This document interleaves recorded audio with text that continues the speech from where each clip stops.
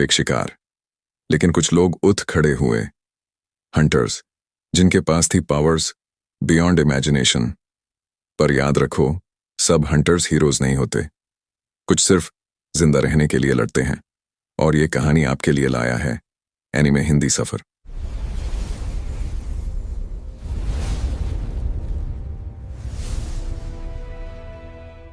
हर कहानी शुरू होती है रोशनी से, लेकिन कुछ कहानियां ऐसी होती हैं जो शुरू होती हैं अंधेरों से। ये दुनिया एक बैटलफील्ड बन चुकी है, जहां मॉन्स्टर्स हर कोने में छुपे हुए हैं और इंसान सिर्फ एक शिकार है। उन्हें बचाने के लिए कुछ लोग उठ खड़े हुए, हंटर्स, जिनके पास थी पावर्स बियॉन्ड इमेजिनेशन।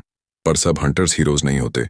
कुछ सिर्फ जिंदा रहने के लिए लड़ते हैं। उन सब के बीच एक नाम था, सुंग जिनवू, सी रैंक हंटर। सबसे कमजोर, सबसे ढीला, सबसे बेकार। लोग हंसते थे उस पे, कहते थे, जिनवू, तू तो एक हीलर से भी कमजोर है। लेकिन जिनवू कभी हारा नहीं। वो जानता था, अगर जिंदा रहना है तो लड़ना पड़ेगा। Heart beats in background soft echo. Her dungeon के बाद वो लौट आता था, जख्मी, थाका हुआ। लेकिन उसके दिल में था एक सवाल, मैं कब तक ऐसे जीता रहूंगा। एक दिन एक ऑर्डिनरी डंजन के पीछे छुपा था कुछ एक्स्ट्रॉर्डिनरी। एक हिडन गेट, एक डबल डंजन। अंदर अंधेरा था, सन्नाटा था, और दीवारों पे लिखी थी कुछ अजीब लिखावट। Those who cannot prove their worth shall die।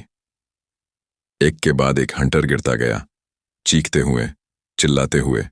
खून का तलब बन गया वो डंजन।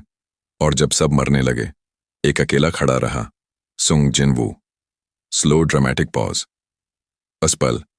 उसने समझा, अगर मैं अब गिरा तो मेरी कहानी खत्म।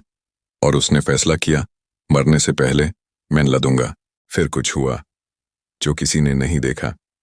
एक स्क्रीन, एक सिस्टम उसके सामने आई। You have completed the requirements for awakening. ये कोई सपना नहीं था, बड़ी थी उसकी shadow army. Thousands of warriors, monsters और किंग्स। वो बोलता नहीं था, लेकिन जब वो आगे बढ़ता तो पूरी दुनिया हिल गई।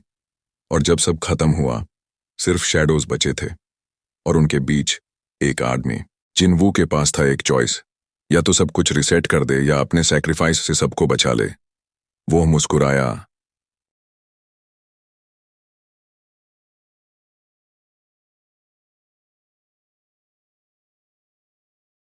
जिनवू के पास था एक चॉइस, या तो सब कुछ रिसेट कर दे या अपने सैक्रिफाइस से सबको बचा ले। वो मुस्कुराया और बोला, मैं अकेला हूं, पर मैं सबके लिए लड़ता हूं। वो वापस गया अंधेरों में, ताकि दुनिया रोशनी में जी सके। आज भी लोग कहते हैं, कहीं ना कहीं कोई गेट खुलने से पहले एक शैडो दिखता है और फिर सब सेफ हो जाता है। शायद वो अब भी हम।